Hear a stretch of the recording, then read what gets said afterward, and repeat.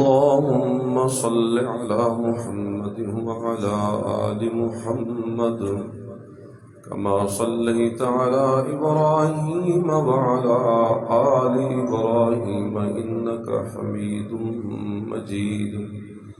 اللهم بارك على محمد وعلى آل محمد كما باركت على إبراهيم وعلى آل إبراهيم إنك حميد مجيد. سبحانك لا علم لنا إلا ما علمتنا إنك أنت العليم الحكيم.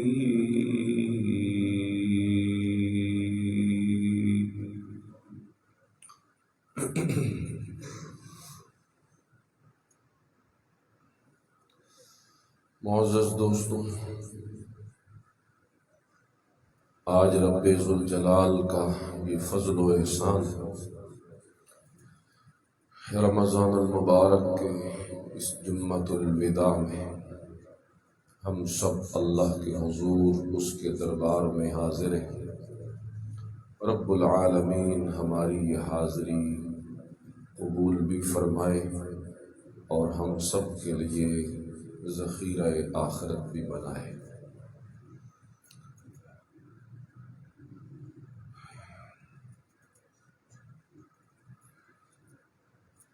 رمضان کے یہ جو مواقع ہوتے ہیں اور اس میں آپ حضرات کا جو ذوق و شوق ہوتا ہے اور اس کے بعد جو سال بھر کے ناغے کی ہمیں فکر ہوتی ہے،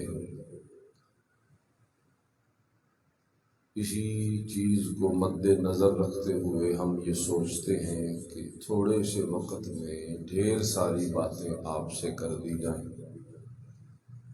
موقع کو غنیمت جانا جائے اور اصلاحی، اخلاقی، ایمانی ہر پہلو سے کچھ نہ کچھ باتیں بطور تربیت کے عرض کر دی جائیں۔ آج بھی کچھ اسی طرح کا ہی ذہن بن رہا ہے۔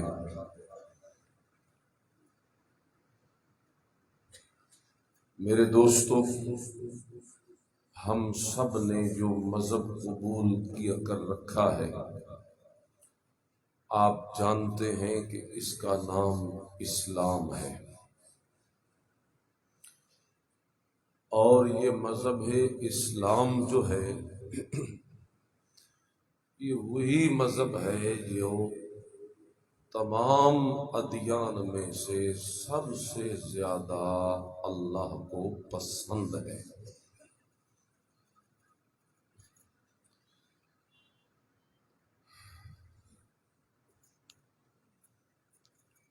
ہر نبی کی شریعت وہ دین اسلام ہی تھا، اس کے مقابلے میں یا اسی کو جب مسخ کیا گیا، بگاڑا گیا، تو وہ دوسرے ادیان بنتے گئے۔ ازل سے، شروع سے اخیر تک اللہ کا اپنے بندوں کے لیے جو مذہب چنا ہوا ہے پسندیدہ، وہ کون سا ہے جی؟ اسلام۔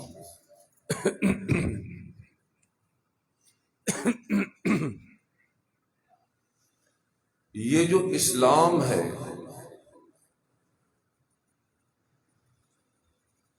اسے جناب رسول اللہ صلی اللہ علیہ وسلم نے ایک عمارت اور محل سے تشبیہ دی ہے، اور اس عمارت کی 5 بنیادوں کا ذکر اللہ کے نبی صلی اللہ علیہ وسلم نے فرمایا ہے، جنہیں ہم ارکان اسلام کہتے ہیں، رکن ایک ستون، ایک رکن، ایک حصہ اسلام کا، ان میں سے ہر حکم ہے۔ یہ 5 ہیں۔ بنی الاسلام علی 5، جیسا کہ حدیث میں آیا، شہادت اللہ الہ الا اللہ،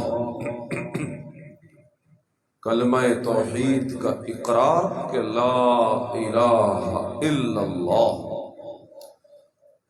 نماز کا قائم کرنا، زکوٰۃ کا ادا کرنا، رمضان کے روزے رکھنا، اور اللہ کے گھر بیت اللہ کا حج کرنا۔ میں انہی 5 بنیادوں پہ تھوڑی تھوڑی بات کروں گا۔ اس کے ضمن میں بہت ساری باتیں بھی انشاءاللہ آ جائیں گی۔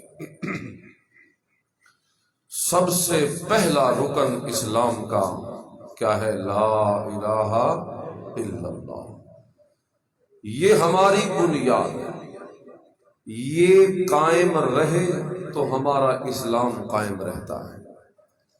یہ قائم نہ رہ سکے، اسلام کی عمارت گر جاتی ہے۔ دوسرے لفظوں میں اسے ایمان بھی کہا جاتا ہے۔ ایمان اللہ کے ساتھ توکل، یقین، بھروسہ، اللہ کی محبت، اللہ سے مدد، اللہ سے استعانت، یہ سب اسی کے جزیات ہیں۔ یعنی جب یہ بندہ پڑھتا ہے لا الہ الا اللہ تو یہ اللہ سے ایک وعدہ کرتا ہے، اور یہ وعدہ ہی اس کے اسلام کی بنیاد ہے۔ اگر یہ وعدہ نہ ہو اور اسے چھوڑ کر اگلی 4 چیزیں کرے، نماز، روزہ، حج، زکوٰۃ، لیکن یہ نہ ہو یا ہو تو پوری صحیح سلامت سمجھا ہوا نہ ہو، تو اگلی 4 چیزیں ضائع ہو جاتی ہیں، ان کا کوئی صلہ یا اجر مرتب نہیں ہوتا۔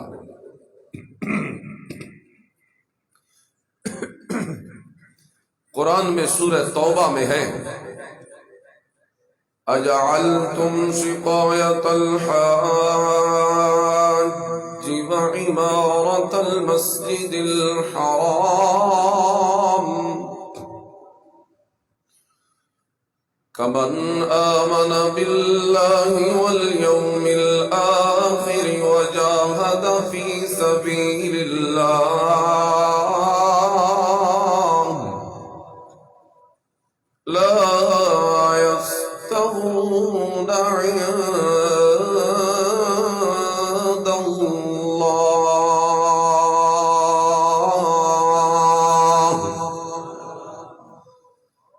رب العالمین فرماتے ہیں اس رکن اسلام، پہلے اسلام کے رکن یعنی کلمہ توحید کا اقرار، اور یہ بنیاد کتنی ضروری ہے، آؤ میں تمہیں مشرکین مکہ کے ان حالات کے ذریعے سمجھاؤں۔ وہ مشرکین مکہ جو توحید کا اقرار تو نہیں کرتے تھے، لیکن اللہ کے گھر سے بڑی محبت کرتے تھے، حج بیت اللہ بار بار کرتے تھے۔ اسی طرح حجاج کرام پوری دنیا سے آنے والے حاجیوں کی خدمت کرتے، ستو گھول گھول کے انہیں پلایا کرتے تھے، ان کی خدمتیں کرتے، اللہ کے گھر کی خدمت کرتے، متولی بن کے رہتے، تعمیر کرتے، صفائیاں کرتے، انتظامات کرتے، تمام معاملات سنبھالتے۔ ان لوگوں کے متعلق اللہ کہتے ہیں اجعلتم سقایۃ الحاج وعمارۃ المسجد الحرام كمن آمن بالله کی عمارت بنانے والوں، دیواریں بنانے والوں، تعمیر کرنے والوں، میرے حاجیوں کو خدمت کرنے والوں، ستو گھول گھول کے پلانے والوں، ایک چیز کی تمہارے اندر کمی رہ گئی ہے، اور وہ چیز ہے ایمان، اور وہ چیز ہے عقیدہ توحید، اور وہ چیز ہے لا الہ الا اللہ۔ بس اسی کمی کا یہ نتیجہ نکلا ہے کہ یہ عمل باقی ایمان والے بھی کرتے رہتے ہیں، یہ عمل میرے نبی کا ابو بکر اور عمر اور عثمان اور علی بھی کرتا رہتا ہے، یہ عمل تم بھی کرتے رہتے ہو مکے والوں، ابو جہل، عتبہ، شیبہ، دیگر ساری پارٹی، تم بھی یہ عمل کرتے ہو، وہ بھی یہ عمل کرتے ہیں، لیکن فرق یہ ہے تمہارے عملوں کے نیچے ایمان کی بنیاد کوئی نہیں، اور ان کے عملوں کے نیچے کلمہ توحید کی بنیاد موجود ہے۔ اب اس کا نتیجہ یوں نکلے گا، لا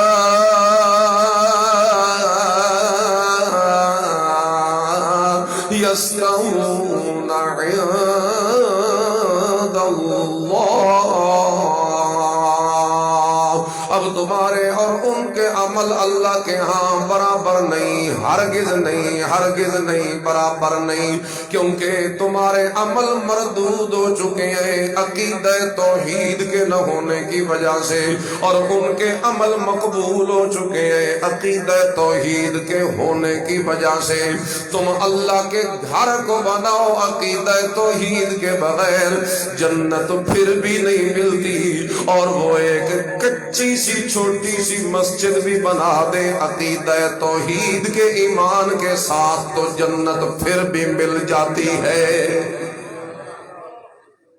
یہ ایک حیثیت سمجھانے کے لیے میں نے پہلی بات کی ہے کہ یہ جو پہلا رکن ہے اسلام کا، لا الہ الا اللہ، اس کی حیثیت کیا ہے؟ بنیاد کی۔ بولو کس کی حیثیت ہے؟ بنیاد کی۔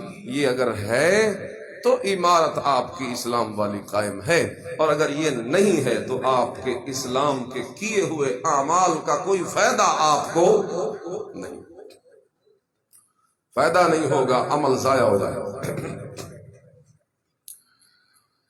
اس لیے کہ یہ عقیدہ توحید جان کائنات ہے، یہ عقیدہ توحید وجہ تخلیق کائنات ہے، یہ عقیدہ توحید باعث رونق کائنات ہے، یہ عقیدہ توحید وجہ آمد انبیاء ہے، یہ عقیدہ توحید وجہ نزول وحی ہے۔ اسی عقیدہ توحید کے پیچھے اللہ نے کتابیں بھی نازل کی، اسی عقیدہ توحید کے پیچھے اللہ نے رسولوں اور نبیوں کو بھی بھیجا، اسی عقیدہ توحید کی ترویج کے لیے اللہ نے کائنات کو بھی روک کے رکھا ہے۔ یہ آسمان کی چھت گر پڑے گی اگر توحید والا ایک بندہ بھی نہ بچا، یہ زمین بھی اللہ ٹکڑے ٹکڑے کر دے گا اگر توحید کا عقیدہ ختم ہو گیا، یہ پہاڑ بھی روئی بنا کے اڑا دیے جائیں گے اگر عقیدہ توحید ختم ہو گیا۔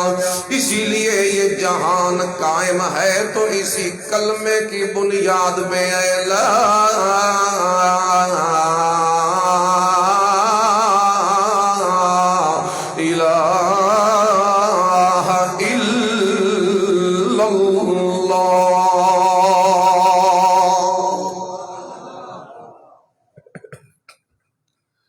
اس کی حفاظت کیجئے، پرچار کیجئے اس کا، پہلے خود سمجھئے اس کو کہ اس کے اندر مطالبہ کیا کیا جا رہا ہے۔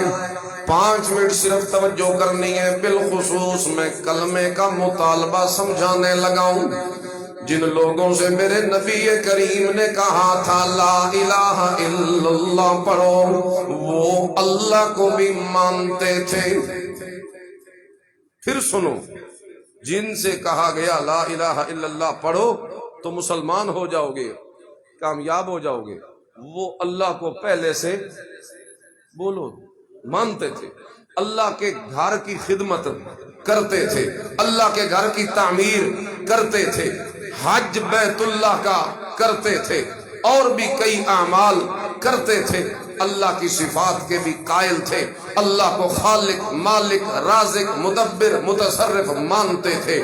بعض اوقات وہ صرف مانتے ہی نہیں تھے، اکیلے اللہ کو مانتے تھے، اکیلے اللہ کی صفات کے قائل تھے مشرکین مکہ۔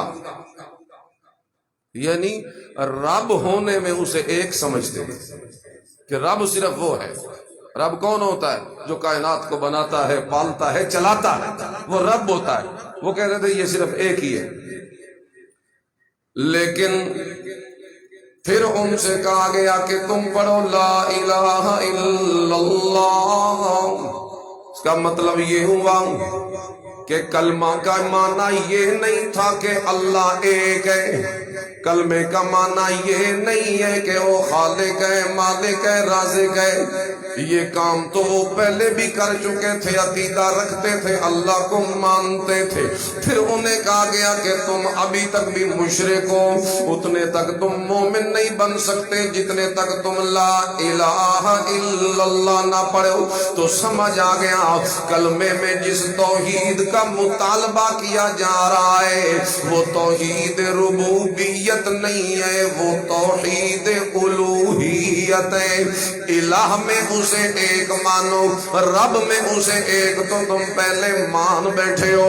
اب ہمارا مطالبہ یہ ہے کہ تم الہ میں بھی اسے ایک مانو، کیونکہ الہ وہ ہوتا ہے جو عبادتوں کے لائق ہوتا ہے، الہ وہ ہوتا ہے جو ساری تسبیحات، تکبیرات، تحمیدات، تمجیدات کے لائق ہوتا ہے، الہ وہ ہوتا ہے جو رکوع و سجود کے لائق ہوتا ہے، الہ وہ ہوتا ہے جو منت منوتی کے لائق ہوتا ہے، الہ وہ ہوتا ہے جو طواف کے لائق ہوتا ہے، الہ وہ ہوتا ہے جو سور و پکار کے لائق ہوتا ہے، الہ وہ ہوتا ہے جو مشکل خوشائیوں کے لائق ہوتا ہے، الہ وہ ہوتا ہے جو حاجت روائیوں کے لائق ہوتا ہے، الہ وہ ہوتا ہے جو داتا غوث اعظم لجپال دستگیر غریب نواز ہوتا ہے، الہ وہ ہوتا ہے جو سارا کرتا دھرتا ہوتا ہے، الہ وہ ہوتا ہے جو ہر بندگی کے لائق ہوتا ہے۔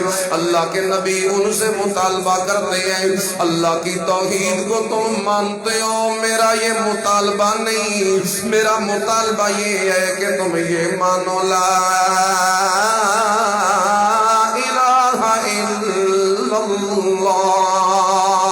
جس طرح وہ خالق و مالک اکیلا اللہ ہے، اسی طرح عبادتوں کے لائق بھی اکیلا اللہ ہے، اسی طرح نظر و نیاز کے لائق بھی اکیلا اللہ ہے، اسی طرح منت منوتی کے لائق بھی اکیلا اللہ ہے، اسی طرح بیماریوں سے شفائیں دینے والا بھی اکیلا اللہ ہے، اسی طرح حاجتوں کو پورا کرنے والا بھی اکیلا اللہ ہے، اسی طرح اولادیں دینے والا بھی اکیلا اللہ ہے، اسی طرح تمہاری ہر ضرورت کا انتظام کرنے والا بھی اکیلا اللہ ہے، اسی طرح ہر جگہ سے تمہیں دیکھنے، جاننے، سننے، کرنے والا بھی اکیلا اللہ ہے۔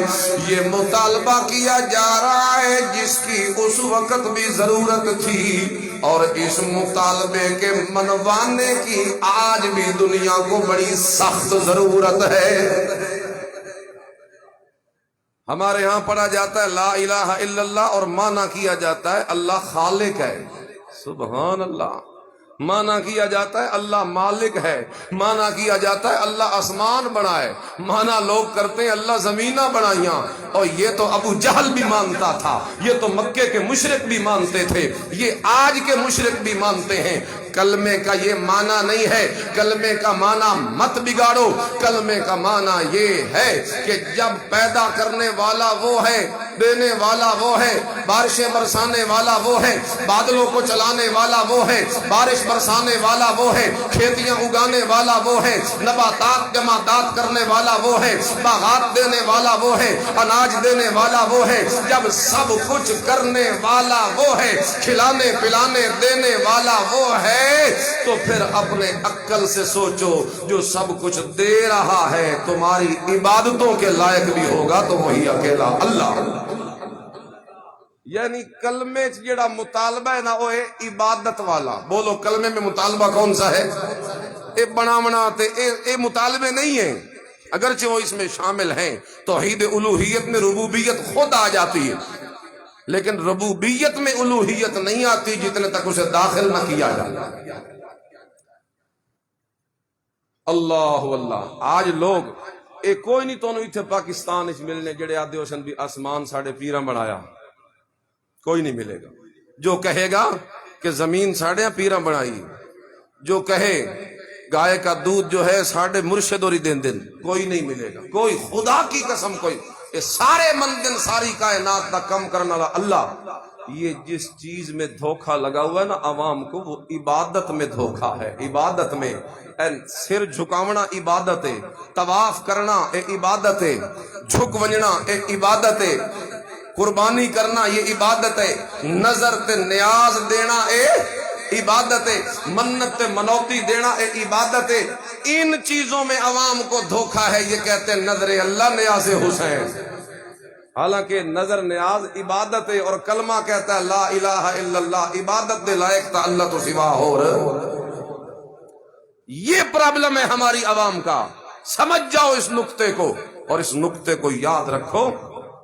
یہ کوئی مشکل نہیں ہے کہ تمہیں سمجھنا. بیان میں نقطہ توحید آ تو سکتا ہے، بیان میں نقطہ توحید آ تو سکتا ہے. تیرے دماغ میں بت خانہ ہو تو کیا کہیے؟ وہ رمز شوق کے پوشیدہ لا الہ میں ہے.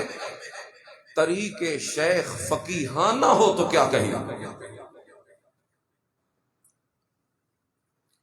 تیرے مرشد کا اگر طریق تجھے سمجھانے کا فقیہانہ ہو، تینو استنجے دے مسئلے تو دسے لیکن کلمے دا مطلب نہ دسے، تو پھر قصور تیرا بھی تو کوئی نہیں نا.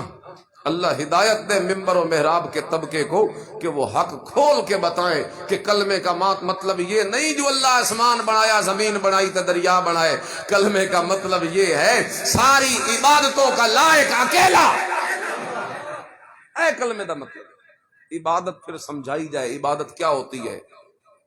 لوگ سمجھیں دن صرف نا نماز پڑھنی عبادت ہے، اور نماز بھی عبادت ہے، اور سر جھکانا بھی عبادت ہے. اے اللہ دے دربار تے جھکسی تے عبادت اللہ دی، تے اے سر جھکیا پاک پتن تے عبادت ہو اس پیر کی ہو جائے گی. نظر نیاز دینا عبادت ہے، یہ اللہ کی دی تو عبادت اللہ کی ہوگی. تے نظر اللہ نیاز حسین ہو سی تے عبادت حضرت حسین کی ہو جائے گی. مشکل کشائی اللہ سے کروانا یہ عبادت ہے، اور یہ مشکل کشائی اگر نبی یا حضرت علی یا کسی ولی سے کروائی تو عبادت ان کی ہو جائے گی. اس لیے یہ ساری عبادتیں ہیں.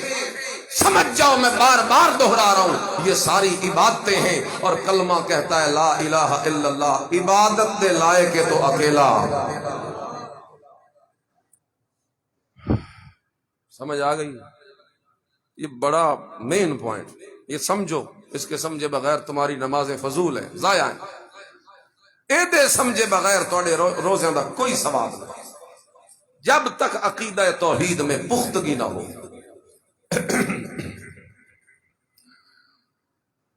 اچھا، یہ جن کو پھر اللہ کے سوا عبادت میں شریک کرتے ہیں، کوئی نبی سے مانگتا ہے، کوئی ولی سے، کوئی پیر سے، کوئی فقیر سے، کوئی زندے سے، کوئی مردے سے، کوئی قبر سے، کوئی دربار سے، کوئی مزار سے، کوئی کسی جگہ جھکیا پیاتے، کوئی کسی جگہ، یہ ایسے ہی چلے جاتے ہیں؟ نہیں. پہلے ان کے دماغوں میں یہ عقیدہ آتا ہے کہ یہ ہمارے حالات کو جانتے ہیں، یہ مر کر بھی ہمارے حالات کو جانتے ہیں. ان کے دماغوں میں یہ عقیدہ ہوتا ہے کہ یہ ہمارے نفع نقصان کے مالک بھی، جو کرنا چاہے کر سکتا. اے عقیدے ذہن چ لے کے پھر منگ دن. ورنہ اگر ان کا یہ عقیدہ ہونا کہ انہیں تو پتہ ہی نہیں کون ہماری قبروں پہ آیا اور کون نہ آیا، ان کے ہاتھ میں کوئی نفع نقصان نہیں، تو کوئی کسی کا دماغ خراب ہے کہ کسی ایسے بندے کے سامنے جا کے روتا رہے بیٹھ. تاں اتے بہ کے چلے کٹیں دن جدہ پہلے عقیدہ آندہ ہی نہ دے ذہن کہ وہ ہمارے حالات کو پردوں کے پیچھے جان لیتے ہیں. اور اللہ کا قرآن کیا کہتا ہے؟ لا یعلم من فی السماوات والارض الغیب الا اللہ،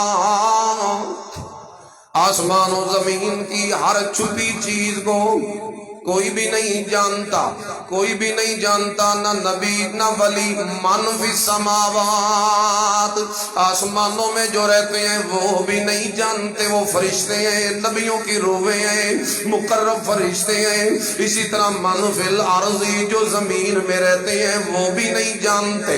یہاں تو ساری مخلوق یہی تو بستی ہے، انبیاء، اولیاء، شہداء، مقتدیٰ، صلحاء، پیشوا، رہنما، صدیقین، شہداء، نبی، ولی، پیر، فقیر، چھوٹے بڑے، زندے مردے، مدنی تے مکی تے عربی تے عجمی تے چھوٹے تے بڑے، سارے یہاں پہ رہتے ہیں۔ اور اللہ کہتے ہیں لا یعلم من فی السماوات والارض الغیب، یہ غیب کو نہیں جانتے۔ غیب کہتے ہیں پردے کے پیچھے آنے والی چیز کو، پردہ چاہے یہ کپڑے والا ہو، پردہ چاہے دیوار والا ہو، پردہ چاہے کمرے والا ہو، پردہ چاہے اندھیرے والا ہو، پردہ چاہے پانی والا ہو، پردہ چاہے پہاڑ والا ہو، پردہ چاہے پتھر والا ہو، پردہ چاہے اونٹ والا ہو، اور پردہ چاہے قبر کی مٹی والا ہو، کوئی بھی نہیں جانتا پردوں کے پیچھے۔ اگر کوئی جانتا ہے تو الا اللہ۔ یہ آیتاں کدھر لے جائیے ایسی؟ 20ویں پارے کے پہلے پیج پہ چمک رہی ہے یہ آیت سورۃ النمل کی۔ اللہ کہتے ہیں نہ آسمانوں میں کوئی غیب جانتا ہے، نہ زمین میں کوئی غیب جانتا ہے، الا اللہ، غیب جانتا ہے تے کلا۔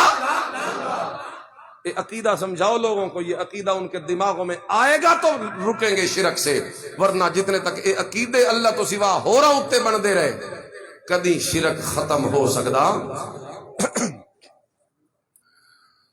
اللہ اللہ، سارا قرآن اٹھا لیجئے، قرآن میں اللہ نے شرک کے متعلق جب رد کیا تو توجہ کیجئے، وہ رد کیسے کیا ہے۔ شرک دو طرح کا ہوتا ہے، ایک اعتقادی اور ایک فعلی، یعنی ایک عقیدے کا شرک اور ایک فعلی شرک کہ بندہ شرک والے کام بھی کرن لگ بنے۔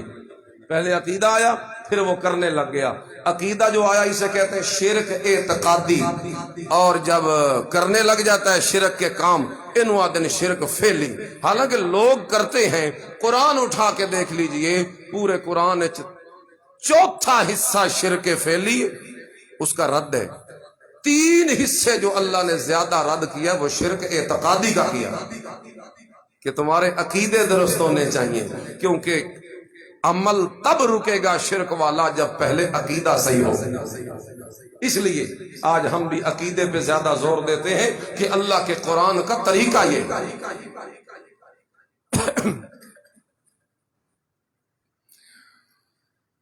اللہ فرماتے ہیں وہ غیب بھی نہیں جانتے، اور اسی طرح تمہارے دماغوں میں آتا ہے کہ وہ نفع نقصان کے مالک ہیں۔ اللہ فرماتے ہیں ما یملکون من قطمیر، وہ قطمیر کے بھی مالک کوئی نہیں۔ تو نہ کو پتر لین واسطے گیا بیٹھا، تو ان سے اپنی حاجت پوری کرانے، اللہ دے ایک قطمیر دے مالک نہیں۔ کیا مطلب قطمیر کا؟ آج افطاری ٹائم چیک کرنا، کھجور آئے گی نا ہاتھ، اسے کھولنا، وچوں نکل سی گٹھلی، گٹھلی دے اوتے لکھیا ہے باریک جاؤ سی پردہ۔ یہ جو پردہ ہے نا اسی عربی میں کہتے ہیں قطمیر۔ اللہ کہتے ہیں جن جن کو میرے سوا تم پکارتے اور بلاتے رہتے ہو نا، ایک کھجور دی گٹھلی اتے لگے ہوئے چھلکے دے بھی مالک کوئی۔ سبحان اللہ۔ اور مفسرین کہتے ہیں کھجور سے مراد قبر، گٹھلی سے مراد مردہ، چھلکے سے مراد کفن۔ اللہ کہتے ہیں ما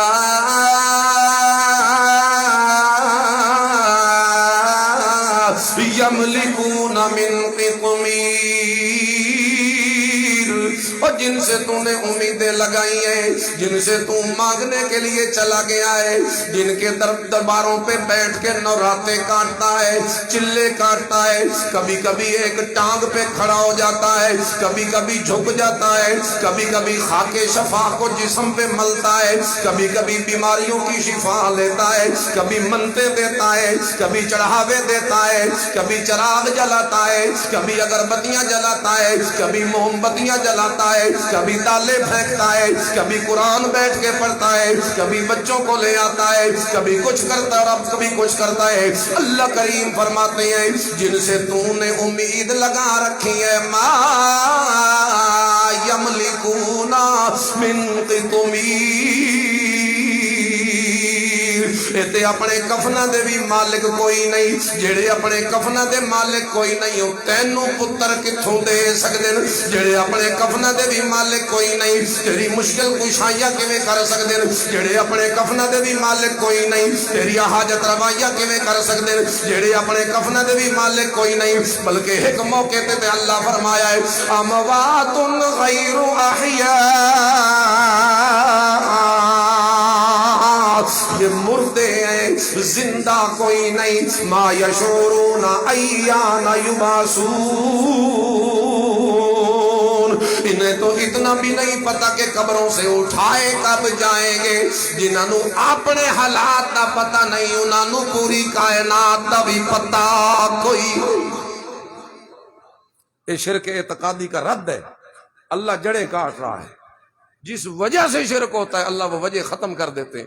ایک وجہ ہے علم والی کہ وہ جانتے ہیں اللہ دا کوئی نہیں جانتا، دوسری وجہ ہے کہ وہ اختیار ہے ان کے پاس، اللہ دا انہوں نے کل اختیار بھی، اللہ کی توحید کی گواہی ہے، کہو اختیار بھی، اللہ تو سوا کسی اور کل اختیار بھی،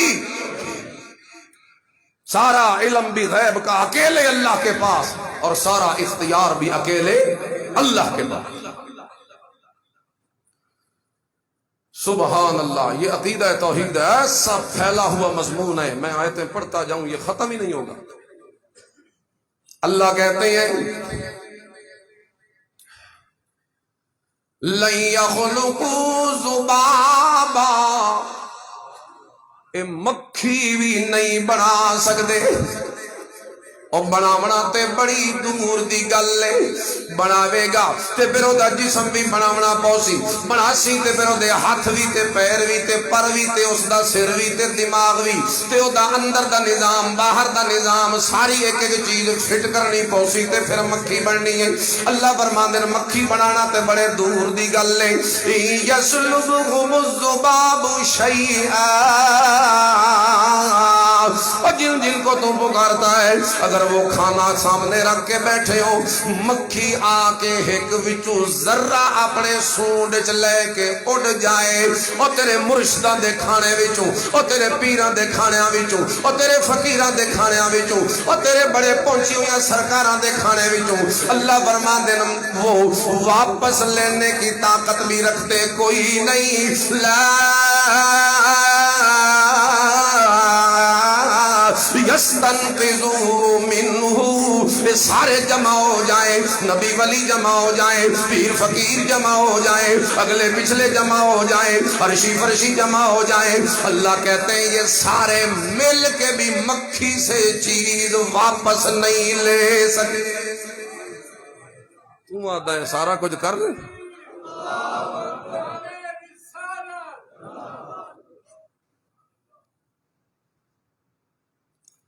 تو کہتا ہے کہ سب کچھ کر دیتے ہیں، یہ مکھی بھی نہیں بنا سکتے۔ مت کے کوئی آنکھیں گستاخی ہو رہی ہے، اے اللہ دی قرآن دی آیتاں دا ترجمہ 17واں پارہ چاہ آخری پیج کڑ 17ویں سپارے دا سورۃ الحج دا او آخری رکوع پڑھ،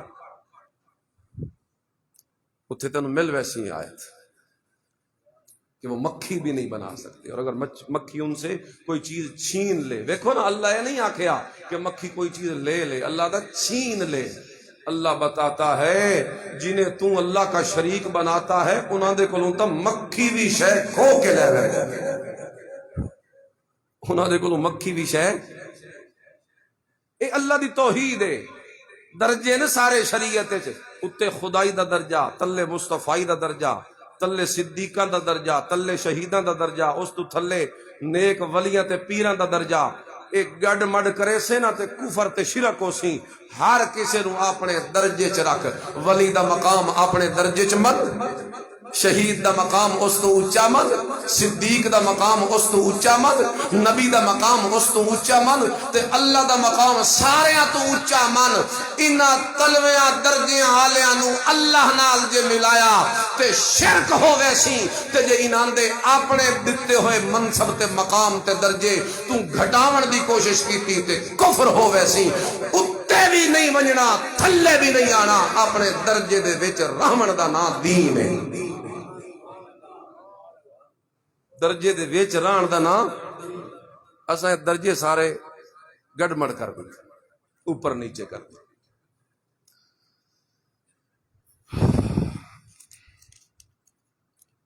یہ مدرسے کے لیے آج آخری جمعہ ہے۔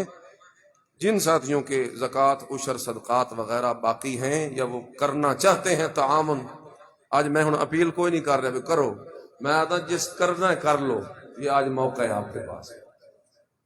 سارا سال یہ قرآن پڑھنے والے بچوں پہ لگے گا، مدرسے پہ لگے گا، آپ کو برابر ثواب ملتا رہے گا۔ ہر بندہ پہلے نکال کے بیٹھے اور اس میں حصہ ڈالتا رہے، بیان بھی چلتا رہے، یہ کام بھی ہوتا رہے۔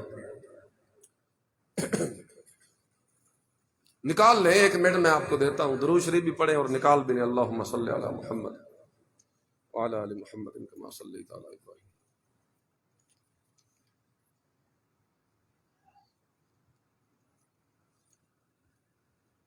فطرانہ جو ہے نا، فطرانہ وہ بھی آپ اس میں ڈال سکتے ہیں۔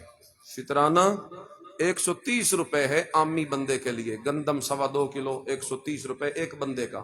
اور اگر کوئی ماشاءاللہ مالدار ہے تو پھر وہ اگلیاں 3 چیزیں چو دے وے، جو کھجور اور کشمش 4.5 کلو، یہ اگلیاں 3 چیزاں 4.5 کلو، ہر بندہ 4.5 کلو اگر وہ دے سکدا، طاقت ہے تو وہ دے وے، اگر وہ نہیں دے سکدا تو کھجور ہی چو دے وے۔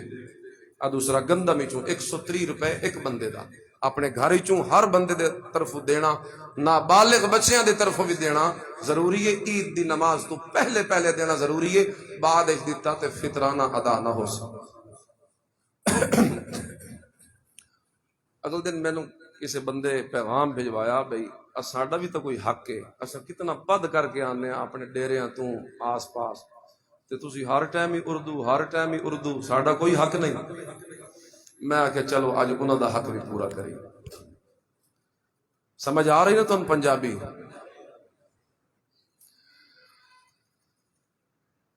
اسلام دا دوسرا رکن نماز۔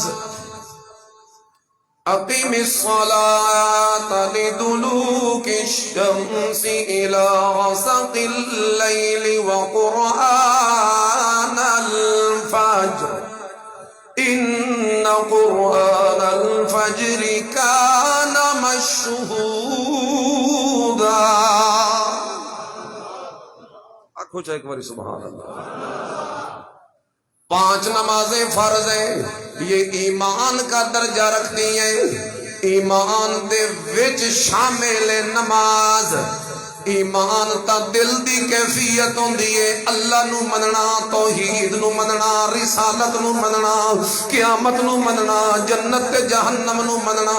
لیکن دی ظاہری علامت بھی تا کوئی ہوئے جو ویکھن نال بھی پتہ لگے کہ مومن کون ہے۔ فرمایا ایمان دی ظاہری نشانی نماز ہے، جڑا پڑھسی تا وہ مومن ہے، جے نہ پڑھے تا وہ مشرک ہے۔ اللہ قرآن جو فرماندا ہے اقیم الصلاۃ ولا تکونوا من المشرکین۔ فرمایا نماز قائم کرو تے مشرک نہ بنو۔ ادا ایو مطلب ہے پڑھن والا موحد بندا ہے تے نہ پڑھن والا کافر مشرک بندا ہے۔ فرمایا جو ایک نماز جان بوجھ کے چھوڑ دے اس نے کفر کیا، اور فرمایا العہد الذی بیننا و بینہم الصلاۃ، ان کافروں اور ہمارے درمیان جو ایک عہد ہے، وعدہ ہے، اور ایک حد فاصل جو ہے وہ نماز ہے، جو پڑھے گا وہ مومن ہوگا، جو نہیں پڑھے گا تو وہ کافر ہوگا، یا اگر وہ پڑھتے رہیں گے تو مومن سمجھے جائیں گے، اور اگر نماز پڑھنا چھوڑ دیں گے تو انہاں دا تے ساڈا معاہدہ آپس وچ ختم، پھر ہم ان کے خلاف جنگ کر سکتے ہیں۔ اے او رکن اسلام دا نماز کہ جس کو کفر اور اسلام کی درمیانی دیوار کہا جا رہا ہے، تو اساں پڑھ دے ہی کوئی۔ تین طرح کے لوگ ہیں جو پڑھتے ہیں سبحان اللہ قد افلح المؤمنون الذین هم فی صلاتهم خاشعون، دنیا آخرت میں وہ کامیاب ہیں، اور دوسرے وہ ہیں جو سستی کرتے ہیں، ایک پڑھی یا دو پڑھ لی، تین پڑھی یا چار پڑھ لی، صبح کی پڑھی یا شام کی پڑھی یا دن کی پڑھی اور صبح شام کی چھوڑ دی، یہ جو کرنے والے ہیں، سستی کرنے والے ہیں، یا پڑھی تو جناب آخری وقت میں آیا، جلدی جلدی دو چار رکعتیں پڑھ کے باہر نکل گیا، نہ خشوع بنا نہ خضوع بنا، نہ توجہ بنی، نہ اللہ کی رحمت ملی، نہ جناب ترجمے کی طرف خیال کیا، نہ اللہ کے ساتھ وہ کوئی باتیں کی، نہ کوئی کلام کیا، نہ دل کی باتیں کی، نہ راز و نیاز کیے، یہ جو لوگ ہیں سستی کرنے والے، اللہ قرآن میں کہتے ہیں ان المنافقین، یہ منافق لوگ ہیں جو اللہ اس کے رسول کے ساتھ دھوکے کر رہے ہیں، اذا قاموا الی الصلاۃ قاموا کسالی، انہیں نماز کی طرف بلایا جاتا ہے تو سستی کے ساتھ کھڑے ہوتے ہیں، یراؤن الناس، لوگوں کو دکھلانے کے لیے پڑھتے ہیں، سستی کے لیے پڑھتے ہیں، لا یذکرون اللہ الا قلیلا، نماز اللہ دا ذکر بھی تھوڑا کریں دے، یعنی اللہ دی یاد بھی نہیں کر سکتے، اللہ دے نال گل بات بھی نہیں کر سکتے، اللہ دے نال کلام بھی نہیں کر سکتے، اللہ دے نال راز و نیاز بھی نہیں کر سکتے، یہ منافقاں دی نشانی ہے۔ یہ دوسرے نمبر والے سستی کرن والے، اور تیسرے نمبر کے نمازی وہ ہیں جو پڑھتے ہی کوئی نہیں ہے، یہ ان کے متعلق کہہ رہا ہوں کہ وہ کفر کر جاتے ہیں، حتیٰ کہ ائمہ ثلاثہ جو ہیں ہمارے اہل سنت کے تین امام، امام شافعی، امام مالک، امام احمد، یہ تینوں کہتے ہیں بے نمازی کو قتل کر دیا جائے گا، یہ تینوں کہتے ہیں بے نمازی بیمار ہو جائے تو عیادت نہیں کر سکتے، یہ تینوں کہتے ہیں بے نمازی مر جائے تو جنازہ نہیں پڑھ سکتے، یہ تینوں کہتے ہیں بے نمازی مر جائے تو مسلمانہ دے قبرستان دفن نہیں کر سکتے، یہ تینوں کہتے ہیں کہ بے نمازی جو ہے وہ اتنا رذیل ہو جاتا ہے، اتنا ملعون ہو جاتا ہے، اتنا اللہ کی نگاہوں کے اندر وہ مردود ہو جاتا ہے، اس لیے بے نمازی بن کے نہ مرنا۔ حتیٰ کہ ہمارے امام صاحب امام اعظم ابو حنیفہ رحمۃ اللہ تعالی علیہ وہ تھوڑی نرمی کہتے ہیں، اور کہتے ہیں قتل تو نہیں کیا جائے گا، البتہ قید میں ڈالا جائے گا، جتنے تک نمازی نہ پڑھے اتنے تک جیل جو آزادی نہیں مل سکتی۔ شریعت کے احکام ہے، اتنے ہے جو کوئی نہ شریعت، اس لیے آپ کو یہ اوپرے لگ رہے ہیں۔ یہاں تو لوگ جمہوریت کے لیے لڑ مر رہے ہیں، کفر کے نظام کے لیے۔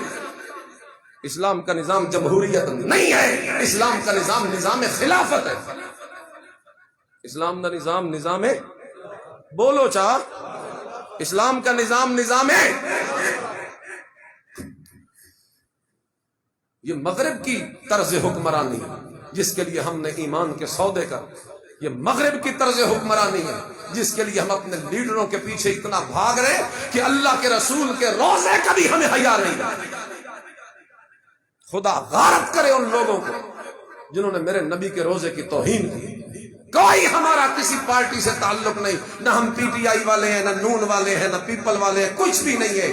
ہم اس سیاست کو اول تو عین اسلام کے مطابق سمجھتے ہی نہیں، لیکن اگر مجبوری کی وجہ سے اس سیاست میں ہمیں آنا پڑے تو ہمارا اصول یہ ہوتا ہے شریعت اگوں ٹرسی تے سیاست پیچھوں ٹرسی۔ یہ نہیں کہ تم سیاست کو شریعت سے آگے کر دو۔ آج اسی طرح ہو رہا ہے، آج لوگاں سیاست نو شریعت تو کوئی وڈی شے بنا لے۔ سیاسی لیڈروں کے لیے میرے نبی کے روزے کی توہین ہے، پھر ان پہ عجیب وہ تف ہے جو دفاع کرتے پھرتے ہیں۔ بھائی عناصر، غلط عناصر ہر پارٹی میں ہوتے ہیں، آپ ان کی تردید کریں، تو پی ٹی آئی زیادہ محبوب ہے یا محمد الرسول اللہ زیادہ محبوب ہے؟ تمہیں نون لیگ زیادہ محبوب ہے یا میرا آقا، میرا مرشد، میرا مولا؟ کہو صلی اللہ علیہ وسلم۔ یہ وہ دربار ہے یا ایھا الذین آمنوا لا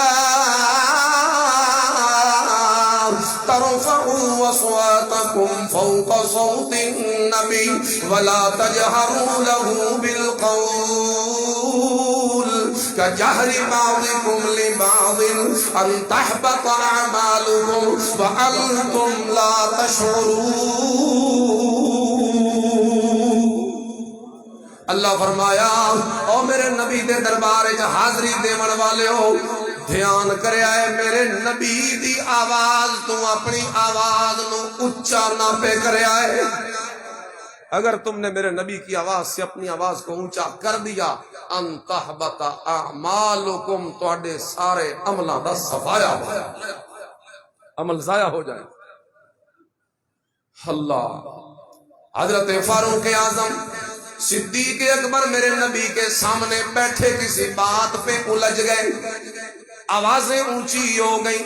یہ اس موقع پہ آیت اتری، اللہ نے ابو بکر و عمر کو بھی جھڑک دیا اور سمجھا دیا میرے نبی سامنے بیٹھے ہو تو اونچی آواز نہیں کرنی۔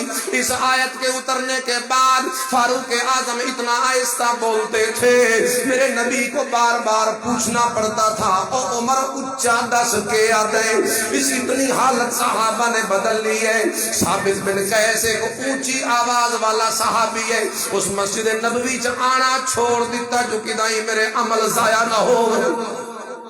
رسول اللہ نے اسے بلا بھیجا، بے تم کیوں نہیں آتا، بڑے دن ہو گئے، مسجد نبوی چھوڑ گیا۔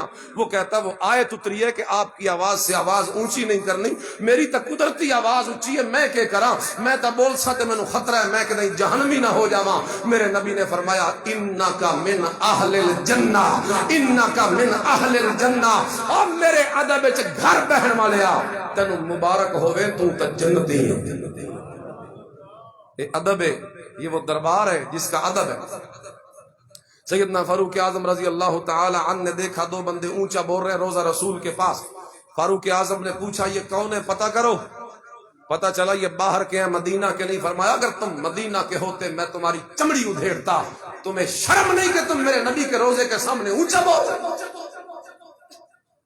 حضرت علی المرتضیٰ رضی اللہ تعالی ایک دفعہ مکان کے دروازے بنانے پڑے، فرمایا کاریگر کو اتھو چل او قبرستان بقی تو پرے جا کے دروازے بنا کے لیا، اتھے دروازے دی کھٹ کھٹ تے آواز بھی میں نے اچھی برداشت ہوئی۔ یہ دربار ہے میرے نبی کا۔ امام اعظم ابو حنیفہ جب بھی مدینہ جاتے روضہ رسول پہ تو اپنے آپ کو روک کے رکھتے، کھاتے پیتے کوئی نہ کہ یہاں کھایا پیا تو تقاضا حاجت کرنا پڑے گا، اور مجھے یہ گوارا نہیں کہ میں اس زمین پہ قضائے حاجت کے لیے بیٹھوں جس زمین پہ کبھی میرے محمد کے تلوے لگتے تھے۔ اے عاشقین، امام مالک 17 سال کی عمر سے لے کے موت تک اٹھے ہی رہے دربار نبی، ساری زندگی مدینہ میں مسجد نبی میں بیٹھ کے پڑھایا۔ اور بہت بڑا محدث امام مالک، مدینہ سے پیار کرنے والا، اہل مدینہ کا اجماع تسلیم کرنے والا،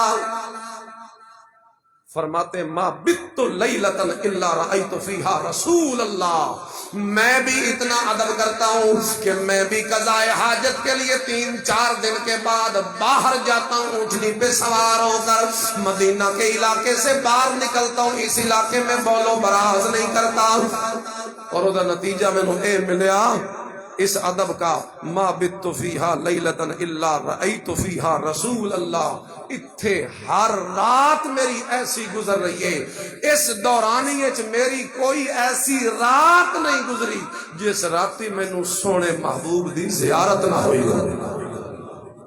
ادب رسول ہے، پھر اس کا صلہ بھی تو ملتا ہے۔ ہم بے ادب ہو چکے ہیں، اسا سیاست نو اگے کر دیتا، اسا رسول اللہ دے روزے دی توہین کرنی شروع کر دیتی۔ اس چکر جو امپورٹڈ حکومت نہ منظور تے مسجد نبی دی توہین منظور ہے۔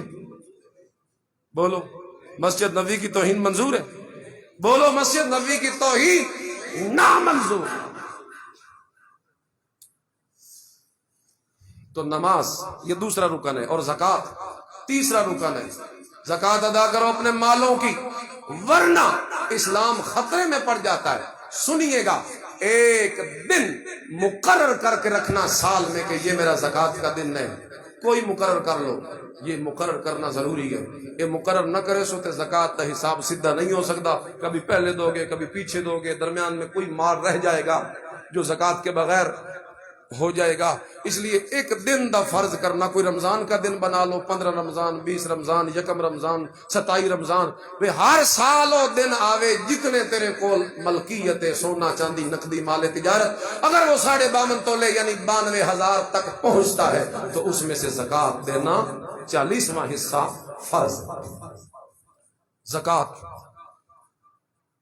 اور چوتھا رکن روزہ، ماشاءاللہ رکھ رہے ہو، اللہ قبول کرے، آنکھوں اللہ قبول فرمائے۔ اور 5واں رکن حج بیت اللہ۔ حج بیت اللہ کا مسئلہ کیا ہے؟ جس بندے کے پاس آنے جانے کا، وہاں رہنے کا، پیچھے بال بچوں کا خرچہ ہے، ادھے حج کرنا اسے سال فرض ہے۔ وہ اس انتظار میں نہ بیٹھے کہ بچوں کے رشتے پہلے کرنے ہیں، نہیں، اگر پیسے پہلے بن گئے نا، حج جتنے رشتے بعد میں ہوں گے، حج پہلے ہوگا۔ کرائے دے مکان چراندے جوڑے نہیں پیسے کے مکان بنے ساں، لیکن وچ حج آ گئی ہے، پہلے انہاں پیسے نال حج کرنی فرض ہے، مکان پیچھے بڑھ سے۔ یہ شریعت دے مسئلے، حج کرو پہلے اپنا حج۔ درخواستیں ابھی کھلنے والی ہیں 2-3 سال کے بعد، کوٹا تو تھوڑا جہا 81,000 صرف، لیکن آپ اپنا فریضہ ادا کرنے کے لیے درخواست دو گے۔ اگر آپ کے پاس اتنے پیسے ہیں، 6-7 لاکھ میں ہی ہو جاتا ہے حج۔ اگر اتنے پیسے آپ کے پاس ہیں، چاہے وہ شادی واسطے رکھیں، چاہے وہ مکان واسطے، چاہے جڑی شے واسطے، شریعت کہتی ہے ہر چیز کا دوسرا نمبر ہے، پہلا نمبر حج بیت اللہ کا ہے۔ یہ کتنے ارکان ہیں اسلام دے؟ کلمہ، نماز، روزہ، حج اور زکوٰۃ۔ یہ 5 ایسے ہیں کہ باقی کدائیں یار کمی کوتاہی ہوئے تو او دا دعا درجہ، اے بنیادہ ہیں، اے ستون ہیں، انہاں دے چ سانو کمی کوتاہی کرنی نہیں چاہیے، کیونکہ انہاں چ کمی کوتاہی ہو جائے ساڈا ایمان خطرے چ پے۔ اللہ سے دعا ہے اللہ عمل کی توفیق نصیب فرمائے۔ وآخر دعوانا